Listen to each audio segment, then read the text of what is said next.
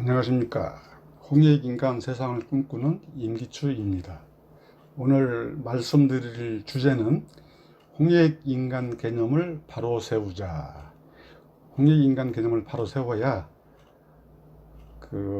현대적인 적용 문제, 지금까지 홍익인간 개념은 과거에 건국이념, 통치이념으로만 알려져 있고 실용적인 방안에 대해서 진척이 없었습니다.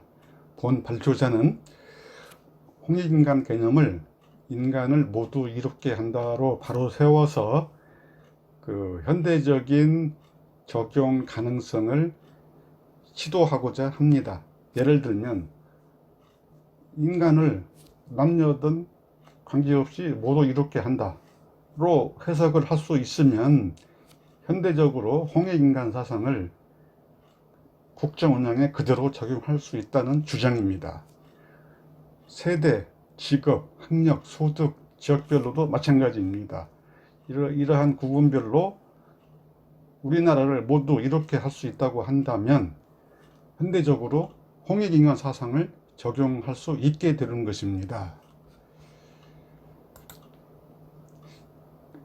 본 발표에서 말씀드릴 차례는 먼저 홍익인간 개념 관련돼서 선행 연구의 결과를 간략하게 언급을 드리고 이 홍익인간 개념과 관련된 이 전제 조건에 대해서 연구 결과를 소개한 뒤에 바로 이어서 홍익인간의 전제가 되는 성통공안의 의미 그리고 제세이화의 의미에 대해서 설명을 드리겠습니다. 그리고 마지막으로 이러한 내용을 기초로 해서 홍익인간 개념의 재해석, 재정의를 요약하고 그 의미를 말씀드리겠습니다. 먼저 지금까지 홍익인간 개념에 관해서는 여러 가지 연구 결과가 있었습니다만 보통 홍익인간의 개념에 대해서 널리 인간을 이롭게 한다 또는 인간을 널리 이롭게 하라 이렇게 알고 있고 이게 일반적인 해석입니다. 그러나 저는 이 이후의 연구 결과를 바탕으로 해서 새롭게 해석하고 정리를 시도하고자 합니다. 이 박정학의 연구 결과에서는 홍익의 의미를 우리의 이익, 모두의 이익으로 해석을 했었고요. 최근 신용화 교수 논문에서는 홍익의 홍을 크게 모두 이렇게 해석을 한 바가 있고요. 홍익의 이익에 대해서는 현대의 이익으로 풀이를 해서 이 홍익에 대해서 널리 크게 이롭게 한다라고 해석을 한 바가 있습니다. 또 홍익인간 개념과 관련돼서 중요한 설명사항이 있습니다. 이 홍익인간의 개념을 아까 말씀드린 것처럼 널리 이롭게 한다라고 하더라도 그러면 전제 조건이 없이 무조건적으로 널리 이롭게 하는 것이냐? 그렇지 않습니다. 이 홍익인간의 전제 조건과 관련돼서는 여러 가지 논문이 발표된 바가 있습니다. 이제 조한석의 논문에서는 이 성통을 제세이화나 홍익인간의 전제 조건으로 이렇게 주장을 했고요. 김철수 논문에서도 이 홍익인간 개념은 이 제세이화에 전제가 있어야 된다. 다시 말씀드려서 이 제세이화라는 것은 홍익인간의 구체적인 방법이면서 실천 수단의 의미를 가진다. 그렇게 분석을 했습니다. 이 조호코 교수도 이 홍익인간 하기 위해서는 성통공안과 제세이화가 같이 맞물려야 된다. 이 상호관계가 있어야 된다. 그렇게 주장을 해서 성통공안과 제세이화가 홍익인간 할 수 있는 두 가지 방법론이면서 이 전제라고 할 수 있겠습니다. 그리고 이제 정려운 교수도 이제 홍익인간의 개념에 대해서 설명을 또는 해석을 많이 했습니다만, 이 제세 이화가 권력 작용의 대상으로서, 이제 쉽게 말씀드리자면, 홍익인간을 하기 위해서는, 즉 홍익인간의 그 이념을 가지고 이 건국 이념이랄지 통치 이념을 실제 활용함에 있어서는 제세 이화에 대한 이 권력 작용이 없이는 안 된다. 그렇게 유추해 볼 수도 있습니다. 그래서 이 홍익인간 이 전제 조건에 대해서 이 성통공안의 문제, 제세2화에 대해서 어떤 의미가 있는지, 어떤 필수 조건인지에 대해서 이제 간략히 말씀을 드렸는데요. 이에 대한 이 명문의 근거로서는 연표문을 이제 들고 있습니다. 이 연표문의 명문에 의거해서 홍익인간의 전제 조건임을 바로 알 수 있겠습니다. 이제 원문에는 일신강충, 성통광명, 제세2화라야 홍익인간 이렇게 이제 되어 있습니다. 이 연표문의 문장이 길지는 않는데요. 이제 기존에 당시에 요즘 말로 말하면 이제 명상 같은 그런 수행 과정을 통해서 이 수행하는 수행자와 이제 하느님이 이제 일치가 돼서, 즉 명상 수행의 충족을 이루어서 하느님과 하나가 된 다음에야 이제 성통광명이 가능하다, 그런 뜻이고요. 그랬을 때 제세2화 심신수련이라든지 그 당시에 생활 지침이라든지 요즘 말로 말하는 이제 법률과 제도를 준수한다든지 사회적인 간섭을 지킨다든지 그게 가능하다고 봤습니다. 그걸 제세2화라고 합니다. 이 제세2화라야 홍익인간을 할 수 있다. 홍익인간의 개념은 아까 말씀드린 것처럼 인간을 널리 이롭게 한다 그랬을 때, 인간을 널리 이롭게 하기 위해서는 일신강충이라는 수련의 전 과정을 충족해야 되고, 그 결과로서 성통광명의 확인이 이제 수반이 돼야 됩니다. 그랬을 때 그런 여건 하에서 제세2화의 어떤 작용으로서 제세2화에 충족이 될 수 있고, 이와 같이 일신강충을 하고 그 결과로서 성통광명이 충족된 뒤에 제세2화의 실천을 한 그런 상황이라야 결과적으로 이 통치 이념으로서의 홍익인간처럼 모두 또는 널리 인간을 이렇게 할 수 있다고 이렇게 해석할 수 있겠습니다. 이러한 이제 홍익인간 개념에 관해서 일반적인 기존의 해석과 이 전제 조건을 바탕으로 해서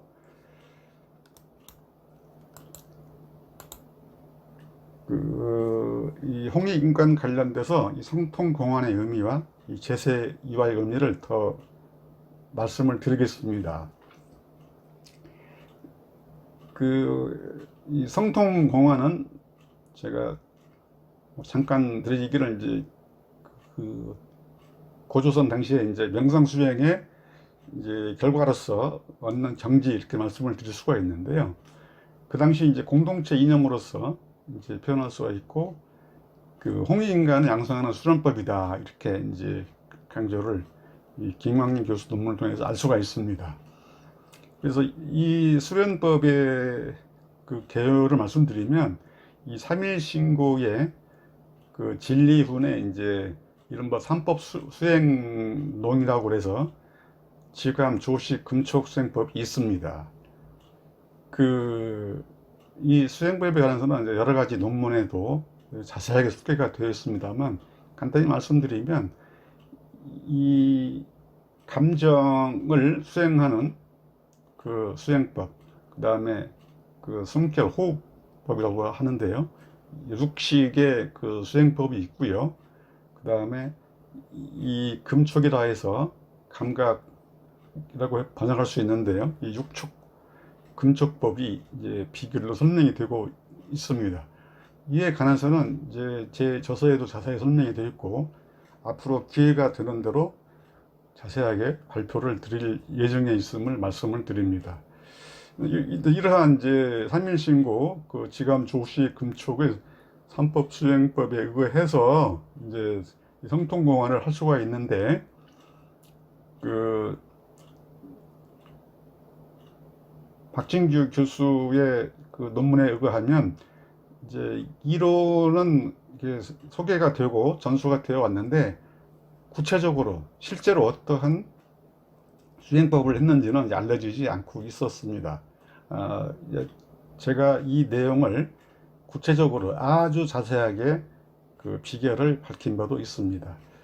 여기서 중요한 점은 이러한 이제 그 3일 신고 이 3법 수행 이론에 의거해서 그 수행을 이제 완성한 자라야 다른 존재와 더불어서 도덕적 책임감을 자각하고 실천하는 이제 목표에 도달할 수 있다라고 하는 점이 굉장히 중요합니다. 다시 말씀드려서 이제 홍익인간 사상은 이제 통치 이념이면서 뭐 윤리 이념이면서 뭐 다양하게 이제 정치 이념이기도 하고 그런데요. 이러한 이제 성통공헌을 제대로 완벽하게 했을 때라야 오늘날 현재 이 법제라든지 그 사회 관습이라든지 어떤 개인 수신 규제에 대한 그 준수를 하기 위해서 성통공헌이 충족이 돼야 되고, 그랬을 때 그런 조건 하에서 이 관련자들이 이걸 결정한다든지 통치 행위를 한다든지 그런 사람들이 도덕적 책임감을 자각할 수 있고, 또 그런 자각 하에서 올바른 실천을 할 수 이제 있다, 그런 점을 이제 그 주장을 했고, 그렇게 자세하게 논문을 완성을 한 사례가 있습니다. 그래서 성통공헌의 의미는 그 현대적인 제세이와 법률 제도의 올바른 준수 집행을 위해서 굉장히 중요한 의미가 있습니다. 다시 말씀드려서 이 성통공헌을 해야만이 도덕적 책임감을 자각할 수도 있고, 자각을 한 선에서 실천도 올바르게 할 수 있기 때문에, 다시 말씀드리면 이 현대적으로 홍익인간 사상을 실현하기 위해서는 이 성통공헌이 출발점이 된다는 그런 의미가 되겠습니다. 제세이화의 의미, 저는 지난번 발표에서도 이렇게 정의를 한 바가 있습니다. 제세이화는 오늘날 현대국가의 법령 시행, 정책 시행과 사회규범, 사회관습의 준수, 개인 수신 규제의 실천으로 이렇게 설명을 드린 바가 있습니다. 이에 관해서는 이제 그 4가지 논문을 이렇게 설명드렸었습니다. 먼저 임재해 교수 논문에서는 이 주곡, 주명, 주병, 아마 요즘으로 치면 이제 장관급의 정부 부처에 해당되는 부처의 관리들이 360여사의 제세이화의 방법, 그러니까 이제 법률과 제도적 시행 내용이 이제 60여 가지가 있었다는 그런 의미이고요. 이러한 제세이화의 방법으로 이 통치한 높은 수준, 그러니까 통치를 이제 한다는 그런 의미죠. 이런 걸로 국가에서 대통령이 통치한다는 의미는 현대 국가에서 말하면 이제 법령을 시행한다든지 어떤 제도적인 정책을 시행한다는 그런 의미와 같은 의미로 보는 것이죠. 민영 교수는 그 내용이 이제 참정개경에 나와 있는데, 참정개경의 주 내용은 일상생활과 개인 수행 및 심성연마의 기침이다, 이렇게 설명을 한 바가 있고요. 조석봉 교수께서는 이제 홍익인간과 제세이화에 대해 설명을 하면서 이제 이 제세이화는 정책 시행에 해당된다, 그렇게 주장을 했고요. 조명래 교수도 이 참정 개경은 이제 366사 체계인데 오늘날 법령과 같은 의미다, 이렇게 이제 분석을 했습니다.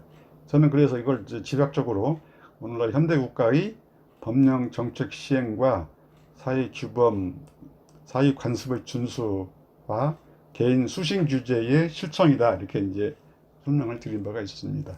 다시 말씀드리면 홍익인간 하기 위해서는 이 성통 공헌을 해서 그 도덕적 책임감과 이제 그 제세이화라는 이 제도적인 법적인 근거, 그 다음에 그 사회 규범 관습이라든지 어떤 개인 개인 수신의 이른바 말하는 이제 도덕성이 그 충족의 어떤 실천이 전제돼야 된다. 그렇게 이해를 해주시면 좋겠습니다. 그래서 마지막으로 이제 이러한 홍익인간 개념의 그 해석을 바르게 정리를 드리고 이 결과로서의 어떤 의미가 있는지 말씀을 드리겠습니다. 이 홍익인간 개념은 지금까지는 이제 인간을 널리 이롭게 하라, 인간을 널리 이롭게 한다, 이렇게 이제 이 설명을 이제 들어왔고 그렇게 알고 있습니다. 근데 본 발표에서는 이 성통공헌의 명상 충족과 제세이화의 실천을 전제로 해서 인간을 모두 이롭게 한다, 또는 인간을 모두 이익이 되도록 한다로 이제 정의를 하고자 합니다.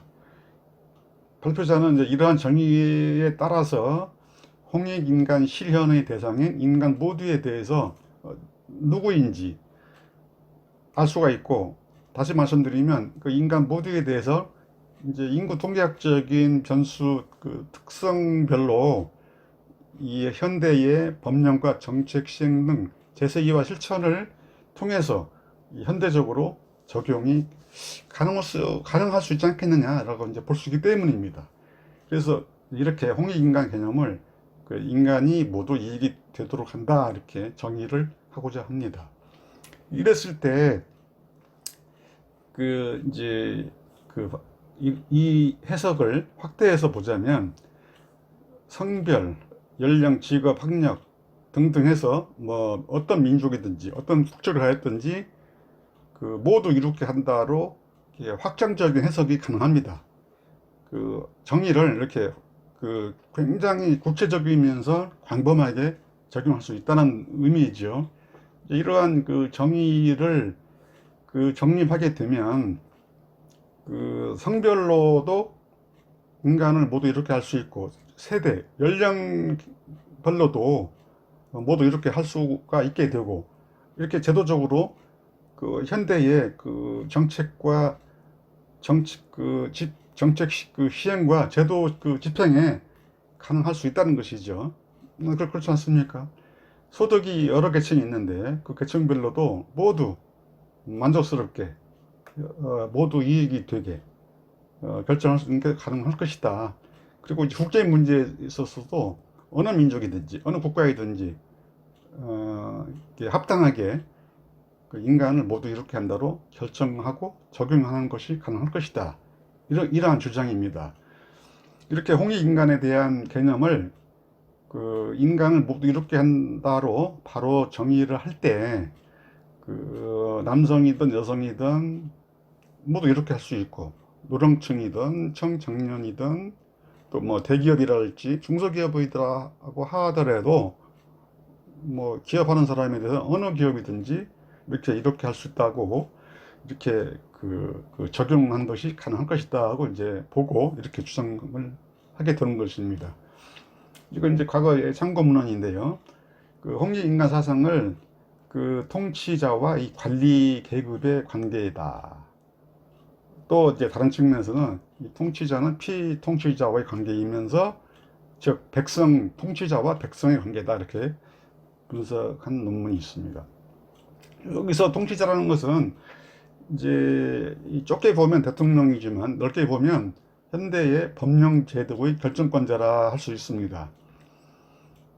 그 이제 입법사법 행정기관에서 어떤 계획을 수립한다든지 어떤 시행을 한다든지 어떤 결정을 한다든지 그런 이제 결과적으로 입법 행위, 판결 행위, 결정 행위와 관련된 모든 직무 수행자라 할 것입니다.